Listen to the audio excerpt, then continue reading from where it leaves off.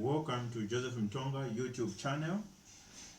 Once again, we are dealing with the cell structure.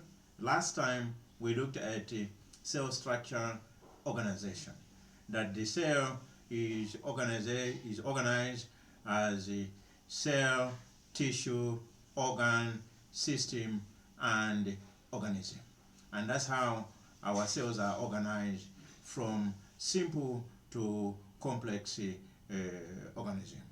So those are the stages in cell development: cell, tissue, organ, system, and organism. Today we try to go back and see how the cell looks like, especially in detail, in what we call a complex cell, or what we call a detailed cell. Now, when microscopy was not further developed, the animal cell, could only be seen the way this part here looks, with the limited components that are seen. Okay, you have the nucleus here, and you have the cytoplasm, and you have the cell membrane. Those are the structures which are seen under the light microscope.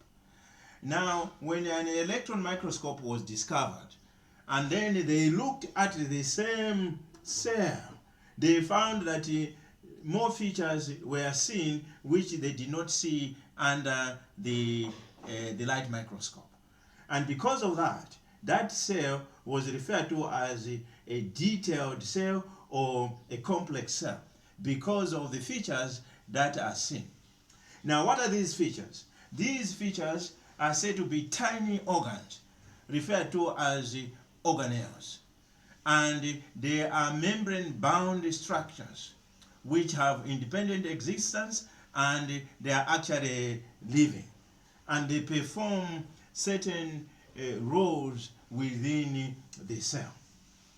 Now, let us look at these organelles. Apart from the nucleus, which we even saw in the simple cell there, we have other organelles. The nucleus is the largest organelle, and it can be seen both under the light microscope and under the electron microscope. But the other organelles can only be seen under the electron microscope. So we have the nucleus there, which is centrally placed, and its function is that it is a control center. It controls all the activities of the cell, and it is the home for deoxyribonucleic acid, which is a genetic material. Okay. Then in B, we have a stack of membrane-bound structures here. There are a stack of them, and these are referred to as Golgi bodies or Golgi apparatus. And their main function is that they contain secretory material. So all secretions of the body that to perform certain functions are kept there. For example, maybe neurotransmitters can be kept there, and some enzymes which need to be used can be kept in the Golgi apparatus. Then you see you have this structure here. Okay, this structure is called rough endoplasmic reticulum. It's called rough endoplasmic reticulum because on its surface, these structures, which looks like small zeros, are ribosomes. They are stacked on its surface, and because of that, this particular reticulum looks rough, and therefore it is called rough endoplasmic reticulum. Differentiating it from F, which does not have ribosome, which is the smooth endoplasmic reticulum. And therefore, this rough endoplasmic reticulum, its function is to make or synthesize proteins which are going to be used outside the cell. So it synthesizes proteins for export. Okay. Then in D, you have this one here, which looks like a sausage. Okay. It's referred to as a mitochondrion. Mitochondrion, singular mitochondrion, and the plural, if there were many, we would call them as mitochondria. And generally, it's what it has a nickname which is referred to as the powerhouse of the cell. This is because it's a center for generation of energy in the cell. So the energy that you use in your body is actually generated in the mitochondria.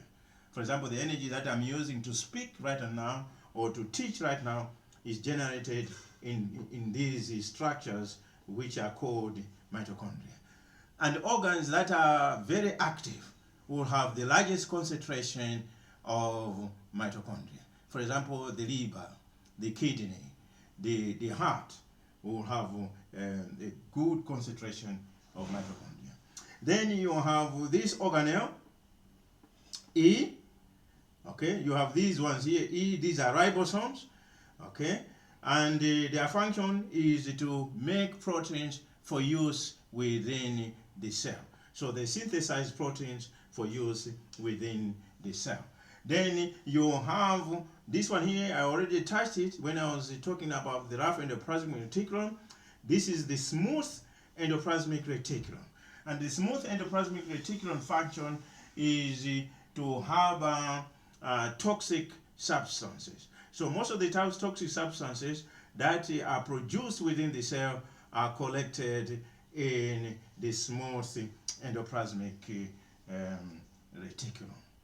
Okay, so that is all for the topic for today on complex and simple cell. But here are some few questions which can keep you busy. Question 1. What